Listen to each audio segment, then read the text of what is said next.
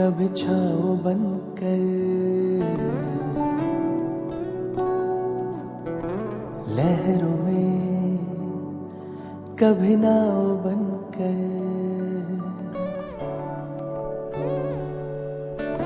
धूप में, कभी छाँव बनकर लहरों में, कभी नाव बनकर लड़खड़ाए कदम, थामा है हाथ जब लड़खड़ाए कदम, थामा है हाथ। मेरे बाबा है साथ, मेरे बाबा है साथ, मेरे बाबा है साथ, मेरे बाबा है साथ, मेरे बाबा है साथ, मेरे बाबा है साथ, मेरे बाबा है साथ, मेरे बाबा है साथ।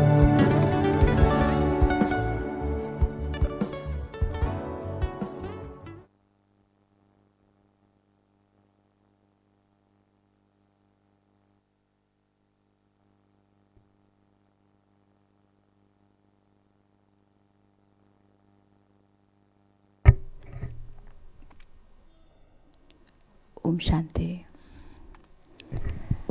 प्यारे शिव बाबा ने कल हम सबको माया के वार से बचने का तरीका बताया कि मैं आया हूँ आपका परम पिता, तो अब मेरे डायरेक्शन पर चलो, मुझ एक की ही सुनो, तो कभी भी माया का वार नहीं होगा।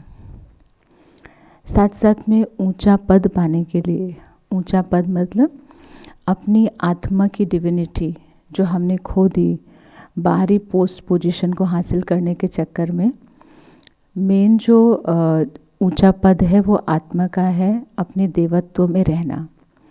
तो उसके लिए भी बाबा ने यही कहा कि कदम कदम बाबा की श्रीमत लेते रहो और उस पर चलते रहो, यही फिर अपने ऊपर कृपा करना भी होगा। बाबा ने कहा फिर माया से डरना नहीं कभी, और अगर हम अपना सच्चा सच्चा चार्ट बाबा को सुनाते रहेंगे तो बाबा फिर उस अनुसार कई बार पर्सनल राय भी निमित्त लोगों के माध्यम से दिलाते हैं। कल का प्यारा वरदान कितना सुंदर था। बाबा ने हमें कितनी ऊंची स्थिति में रखा कि भगवान के बने, पवित्रता की प्रतिज्ञा दिल से की, क्योंकि उस प्रतिज्ञा को पूरा करवाने में बाबा का पूरा मदद, पूरा सहयोग है। तो शिव बाबा ने कहा आपने पवित्रता की प्रतिज्ञा की तो आपको लाइट का ताज मिल गया। जैसे जैसे मेरे संकल्प, बोल, कर्म दिन प्रतिदिन और पवित्र होते जाएंगे, वैसे वैसे हम इष्ट देव के रूप में भक्तों के सामने प्रकट होकर उनकी मनोकामनाएं पूरी कर पाएंगे। तो हम तो कहाँ उसी लाइन में, मांगने की लाइन में खड़े थे, और भगवान ने इतनी ऊंची कैटेगरी में हमें खड़ा किया और बहुत सहज रास्ता बताया। साथ साथ में विघ्न विनाशक बने रहने के लिए बाबा की छत्र छाया में सदैव रहना है। आज 5 जनवरी की बाबा के महावाक्य सुनेंगे। मीठे बच्चे, तुम्हारे मुख से कभी भी हे ईश्वर, हे बाबा शब्द नहीं निकलना चाहिए। हम लोग कब कहते हे भगवान, हे राम, हे बाबा, ये हे शब्द के पीछे दर्द है, दुख है। हमें दुख हरता सुख करता, बल्कि सुख के सागर शिव बाबा मिल चुके हैं, और तब भी उनके बच्चे हाय राम हे भगवान करें तो बाबा कहते ये रॉयल्टी नहीं है।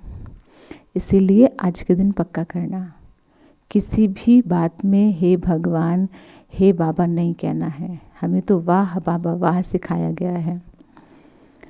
फिर आज हमारी ड्रेस के ऊपर बाबा ने प्रश्न किया और उत्तर दिया है, जबकि आप में से बहुत सारे लोग जो नए नए जुड़े हैं बाबा के इस ज्ञान से, उनमें भी कई लोगों को लगता है कि ये सफ़ेद कपड़े क्यों पहनते हैं।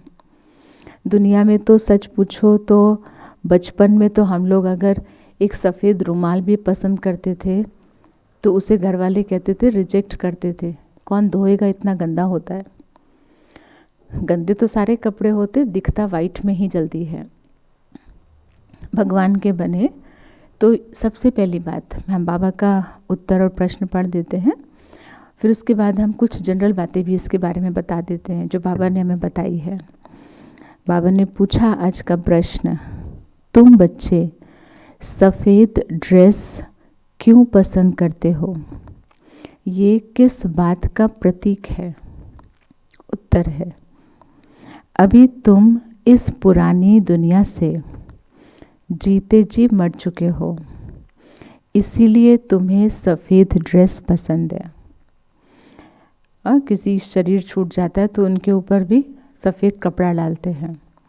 हमने भी खुद को इस दुनिया से डिटैच कर लिया, तो सफ़ेद वस्त्र लेट गो करने की निशानी है।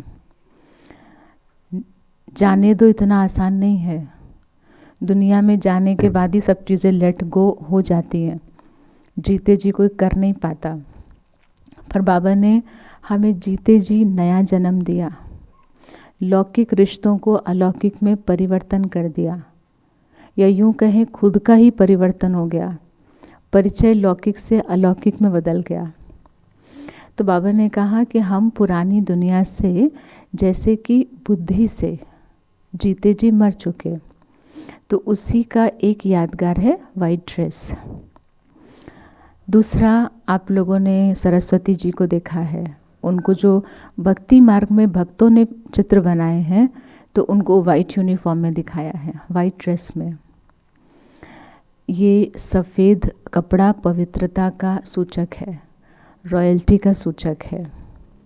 दूसरा, सफ़ेद कपड़ा ऐसा नहीं कि हमने धारण किया तो जैसे बाकी लोग कोई गिरवा धारण करता है, कोई कुछ, तो हम सन्यासी हो गए।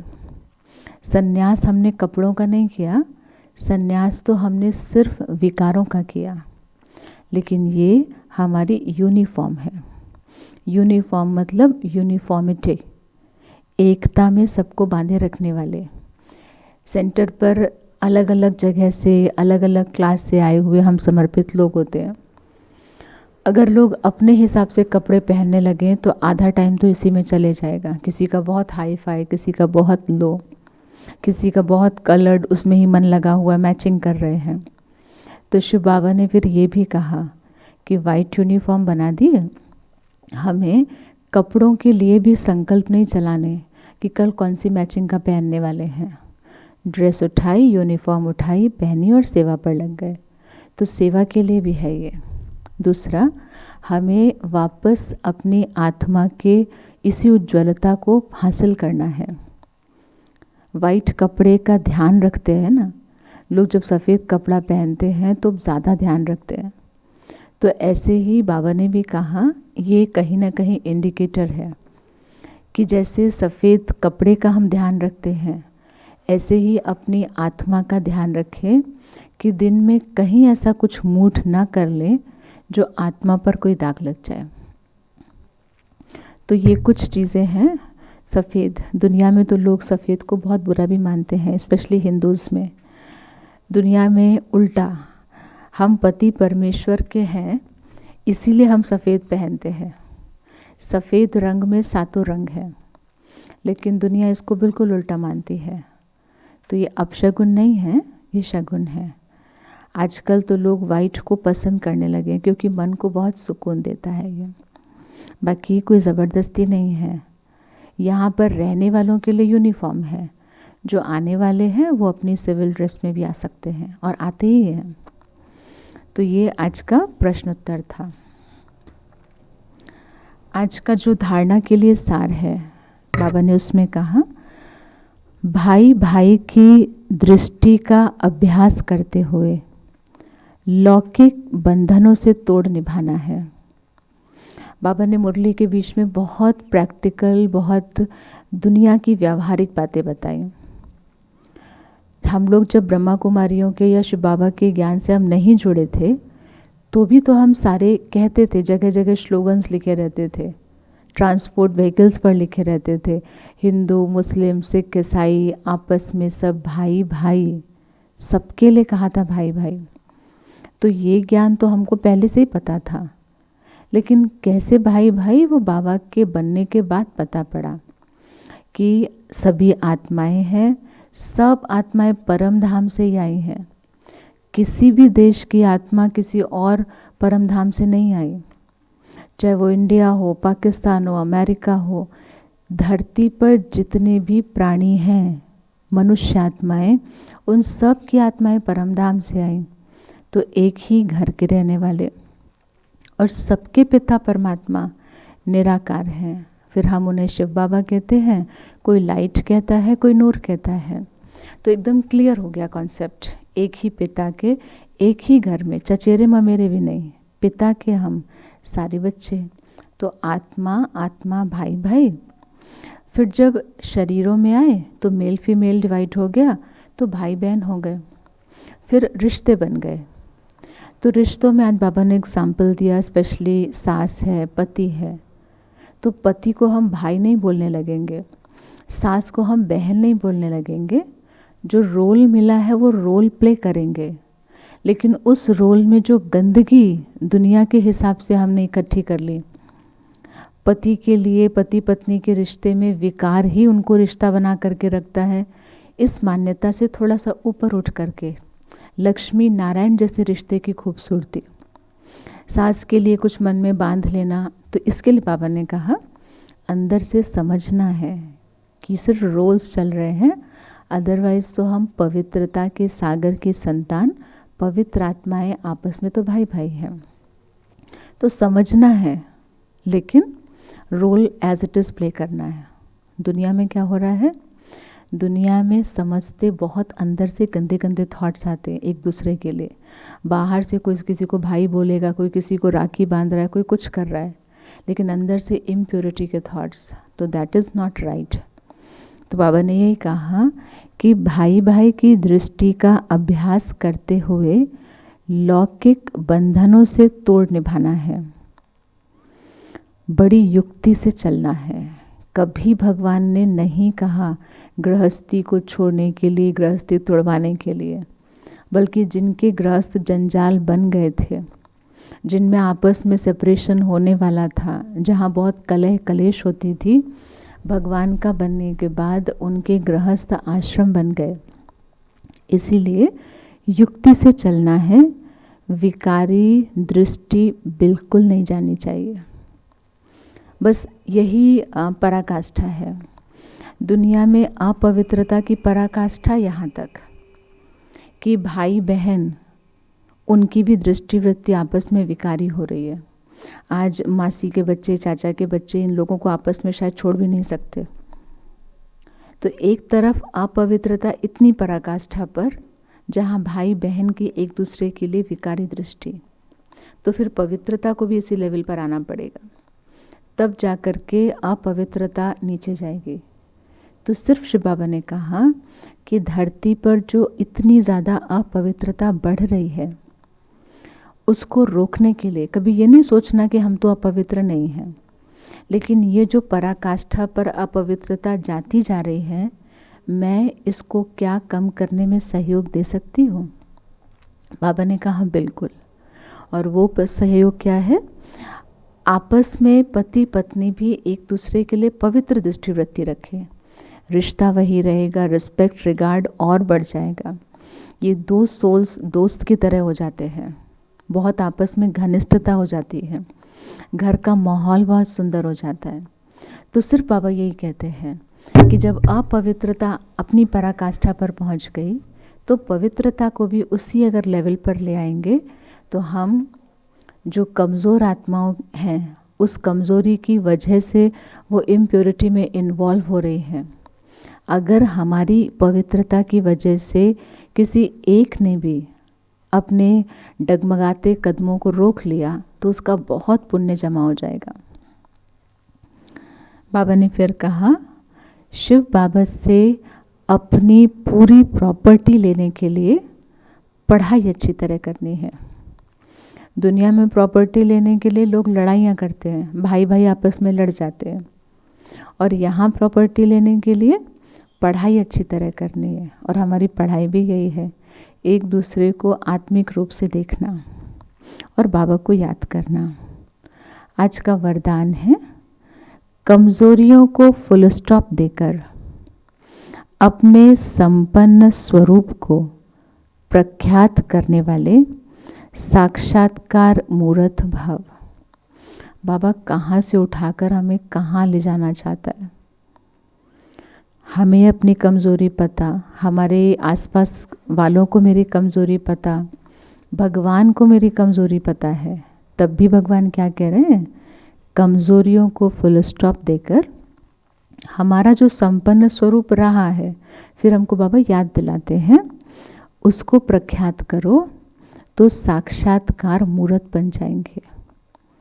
जो भक्त तड़पते हैं अपने देवी देवताओं के, इष्ट देवों के दर्शन के लिए, उनको बाबा कहते आप ही दर्शन कराएंगे। बाबा ने कहा, विश्व आपके संपन्न स्वरूप पूज्य स्वरूप का सिमरन कर रहा है।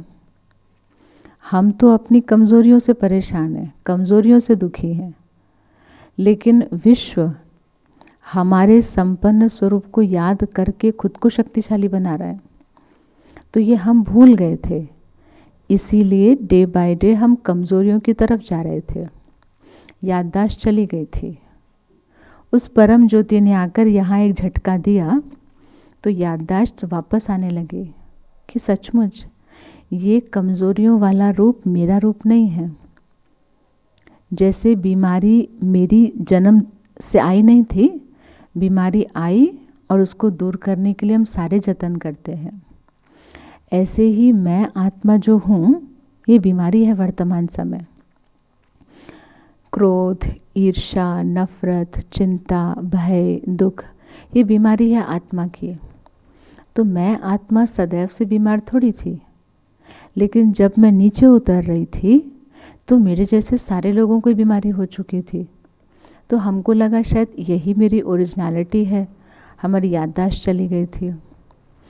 शिव बाबा ने आकर अपने प्रकाश से हमें, जैसे दुनिया में दिखाते हैं ना, याददाश्त लाने के लिए इलेक्ट्रिक झटके दिए जाते हैं, शिव बाबा ने अपनी पवित्र किरणों से स्पर्श किया तो धीरे धीरे हमारी याददाश्त वापस आती गई। तो बाबा यही कह रहे हैं, इसीलिए अब अपने संपन्न स्वरूप को प्रैक्टिकल में प्रख्यात करो। बीती हुई कमज़ोरियों को फुल स्टॉप लगा दो। दुनिया हमारी कमज़ोरियों को आज भी याद कर रही है, वो करती रहेगी। कई बार तो हम इसलिए भी दिल शिकस्त हो जाते हैं कि हम कितना भी खुद को ठीक कर लें, पर दूसरे तो हमको समझते ही नहीं हैं। परेशान नहीं होइए, दूसरों ने हमें गलत भी तुरंत नहीं मान लिया था। फ्रीक्वेंटली हमने कुछ करा उनके साथ तो उन्होंने कहा कि आप गलत हो। तो ऐसे ही एक बार दो बार अच्छा करने से वो हमें सर्टिफिकेट नहीं देने वाले, लेकिन फ्रीक्वेंटली हम करते रहेंगे अच्छा, और हम दूसरों के लिए तो परिवर्तन होते भी नहीं है ना। हम अगर अच्छे बन रहे हैं तो सबसे ज़्यादा अच्छा तो खुद को ही लग रहा है। तो बाबा कहते हैं, इसीलिए बीती हुई कमज़ोरियों को फुल स्टॉप लगा दो। दृढ़ संकल्प द्वारा पुराने संस्कार स्वभाव को समाप्त करो। बाबा ने चेन बताया था, दृढ़ संकल्प आती है एकाग्रता से, एकाग्रता आती है अंतर्मुखता से। ये बहुत वैल्यूबल चीज़ें हैं। जगह जगह स्लोगन्स लिखे रहते हैं, पर वो इसीलिए एग्जीक्यूट नहीं होते क्योंकि उनका प्रोसेस किसी ने नहीं बताया। दृढ़ता में सफलता है, पर दृढ़ता ही तो नहीं है। तो दृढ़ता आती है एकाग्रता से, एक की ओर अग्रसर होने से। लेकिन हम एक की ओर भी तब कंसंट्रेट हो पाएंगे जब हम अंतर्मुखी होंगे। मन का भी मौन, मुख का भी मौन, और ये मुश्किल नहीं है। इवन हम कम बोलना शुरू करेंगे तो वाकई दूसरों की समस्याएं भी कम होने लगेंगी। दूसरों की कमज़ोरी की नकल मत करो। फिर हम ये भी भूल जाते हैं, बाबा का ज्ञान हम सुन रहे हैं, लेकिन दूसरा कोई कुछ गलत करता तो उसको देख करके हम भी करने लगते हैं। वो थोड़ी सुन रहे भगवान का ज्ञान।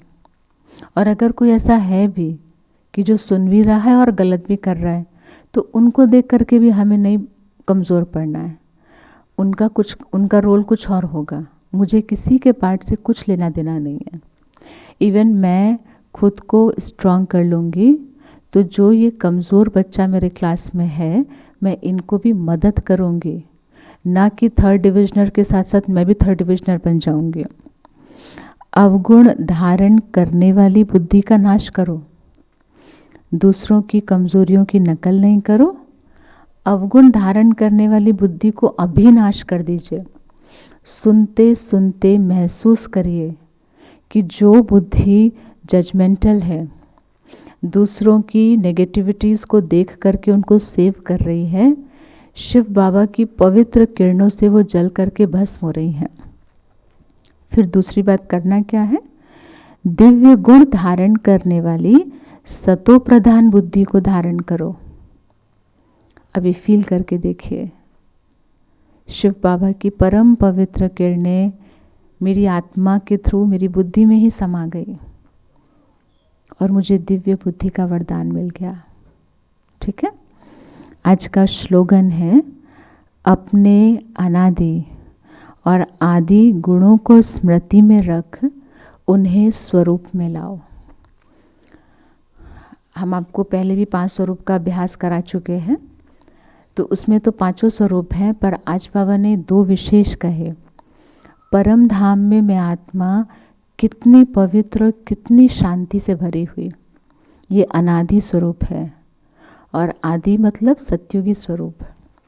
शरीर में आने के बाद भी मैं आत्मा कितनी पवित्र, शांत, प्रेम और सहयोग, विश्वास सबसे भरी हुई, मधुरता, एकाग्रता सबसे भरी हुई, ये हमारे सत्युगी गुण हैं। तो शिव बाबा कहते, जब जब कमज़ोरियाँ सताने लगे तो अपने संपन्न स्वरूप को याद करो, कमज़ोरी भाग जाएंगी और हम शक्तिशाली हो जाएंगे। ये आज प्यारे बाबा के 5 तारीख के महावाक्य हैं। पहली बात बाबा ने क्या बताई कि हमको क्या करना है? मुख से कभी भी हे राम हे बाबा नहीं करना। ये दुख के शब्द हैं। हमें तो वाह बाबा वाह करना है।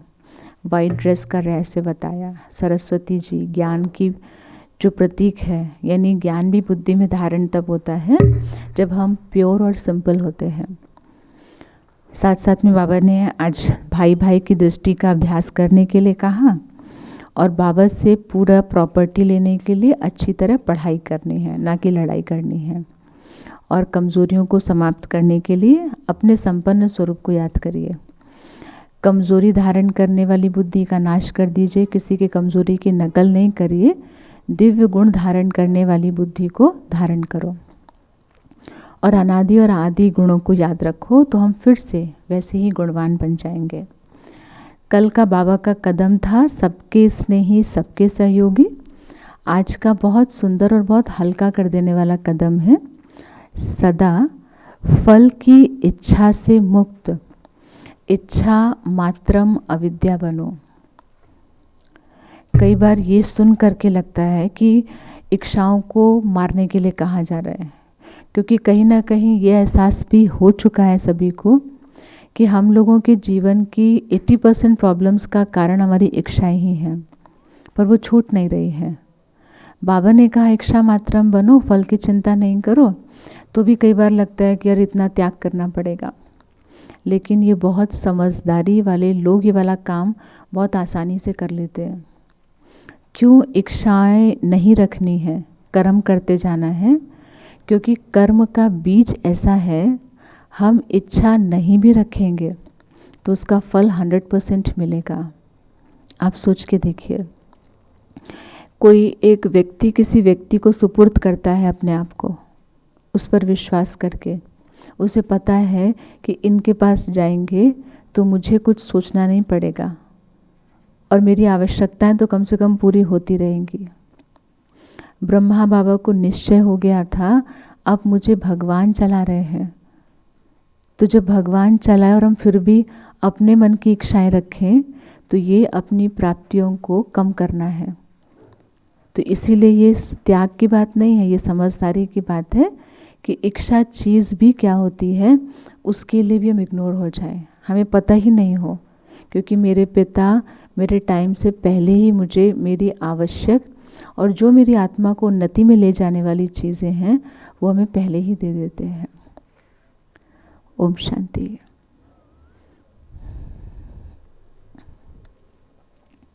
ओम शांति।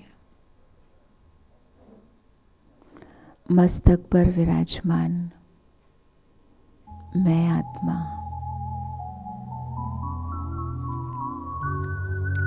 अपने अनादि स्वरूप को याद कर रही हूँ।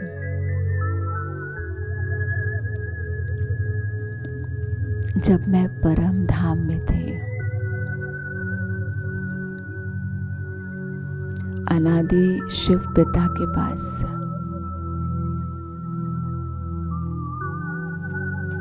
मेरे पिता पवित्रता के सागर, मेरा घर पवित्र धाम,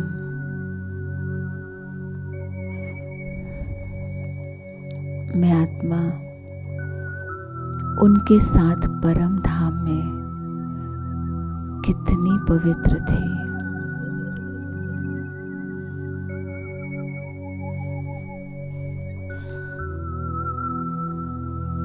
उस पवित्रता की पराकाष्ठा को अनुभव कर रही हूँ।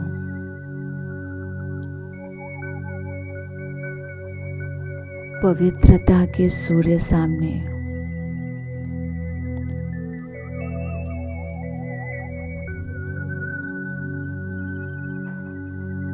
चमकते मणि के रूप में, और मैं उनकी सबसे प्रिय संतान, चमकती हुई आत्मा, एकटक अपने बाबा को निहार रही हूँ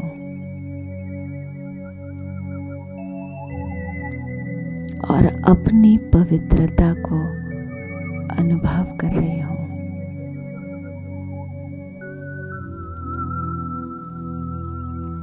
असीम पवित्रता, इस पवित्रता में कितनी शांति है।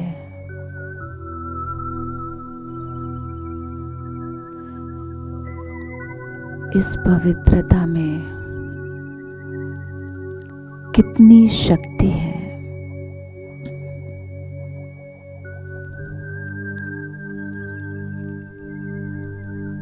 मैं आत्मा अपने इस परम पवित्र स्वरूप का आनंद ले रही हूँ।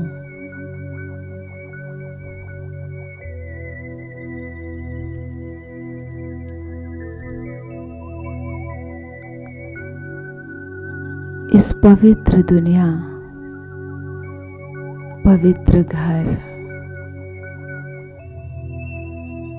इस समय सारी आत्माएं अपने ओरिजिनल स्वरूप में ही बाबा के सामने बैठी हुई हैं।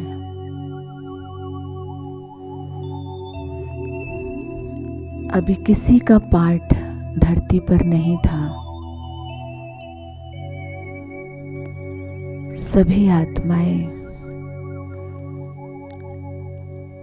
अपनी अपनी यथाशक्ति पवित्रता की संपूर्णता में, परम धाम में,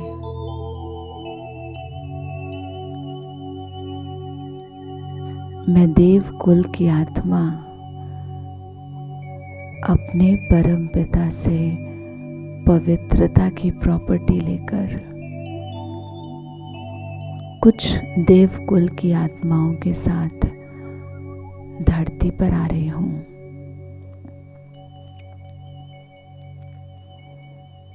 ये वो धरती है जिस पर खुद भगवान का अवतरण हुआ था।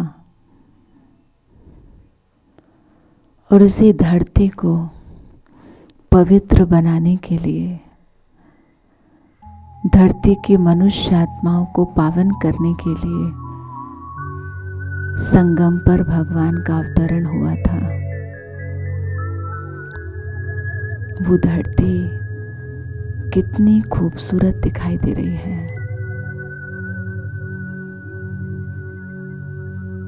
मैं आत्मा पंच तत्वों की दुनिया में, ये पंच तत्वों की दुनिया कितनी स्वच्छ, कितनी भरपूर,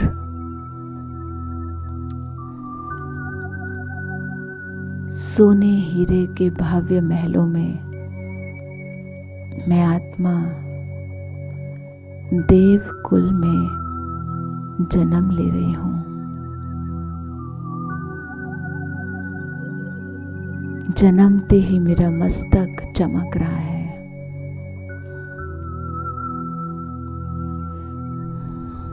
शरीर द्वारा मुझे जन्म देने वाले माता पिता, वो भी कितने दिव्य, पवित्र और संपन्न।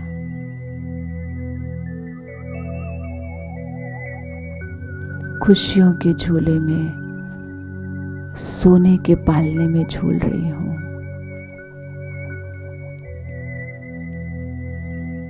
बड़े होते होते मेरे सखा सखी भी कितने दिव्य, पवित्र, उनके संग मैं खुद को स्कूल में देख रही हूँ। कितनी दिव्यता व्यवहार में। हमारे पढ़ाने वाले शिक्षक भी देवता, कितनी शालीनता से हमें कला, संगीत, नृत्य की शिक्षाएं दे रहे हैं। और हम भी कितनी एकाग्रता, कितने आनंद से इनका पाठ सीख रहे हैं।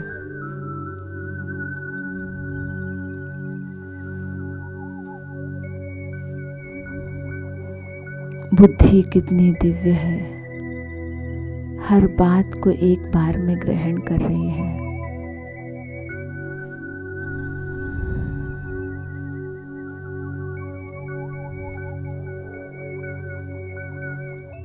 मैं अपने मन की स्थिति को देख रही हूँ।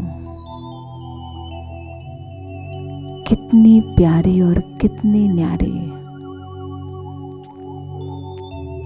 सबके संपर्क में आ रही हूँ, सबके साथ खुश हूँ, लेकिन एक आत्मा से भी कोई इच्छा, कोई एक्सपेक्टेशन नहीं। उस दुनिया में हर देवात्मा सिर्फ अपने सोच, बोल और कर्म से खुशियां बांट रही है।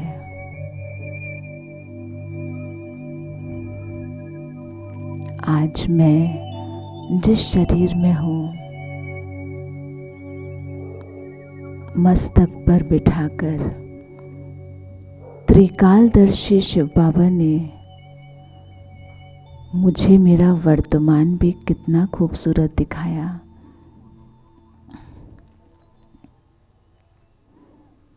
मैं इस दुनिया में भी शिव बाबा की गोद में हूँ। भगवान हर पल मेरा ध्यान रखते हैं।